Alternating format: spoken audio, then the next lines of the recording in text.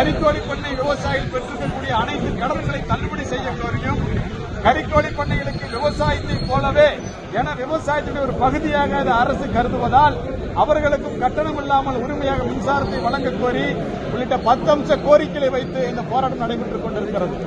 இந்த பிரச்சனைக்கு தீர்வு காண்பதற்காக தமிழ்நாடு அரசு முத்தரப்பு பேச்சுவார்த்தை நடத்த வேண்டும் என்கிற கோரிக்கை வலியுறுத்தியும் அதற்கான தேதியை நிர்ணயம் செய்து அறிவிக்க வேண்டும் என்கிற கோரிக்கை வலியுறுத்தி தமிழ்நாடு முழுவதும் இருந்து இன்று 3000க்கும் மேற்பட்ட கறிக்கோழி பண்ணை விவசாயிகள் சென்னையிலே கால்நடைத்துறை இயக்குநர் அலுவலகத்தில் நாங்கள் காற்று போராட்டத்தில் ஈடுபட்டுக் கொண்டிருந்தோம். போராட்டத்தை ஒற்றி மாண்புமிகு இயக்குநர் அவர்களோட பேச்சுவார்த்தை நடைபெற்றது.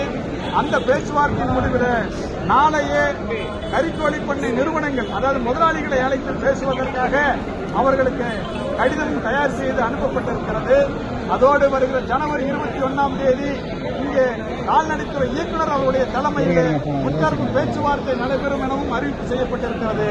விவசாயிகளுடைய கோரிக்கையிலே ஏற்பட்டுள்ள சிறு முன்னேற்றத்திற்கும் முத்தரப்பு பேச்சுவார்த்தை நடத்துவதற்கான ஏற்பாடுகளை செய்த தமிழ்நாடு அரசிற்கும், கால்நடைத்துறை செயலாளர் அவர்களுக்கும், கால்நடைத்துறை இயக்குநர் அவர்களுக்கும், கால்நடை இங்க இருக்கக்கூடிய கறிக்கோழி பண்ணை விவசாய சார்பில் மனமார்ந்த நன்றிகளை தெரிவித்துக் கொண்டு, எங்கள் கோரிக்கைகள் வெல்லும் வரை மிக வலுவாக உற்பத்தி நிறுத்த போராட்டம் தொடரும்.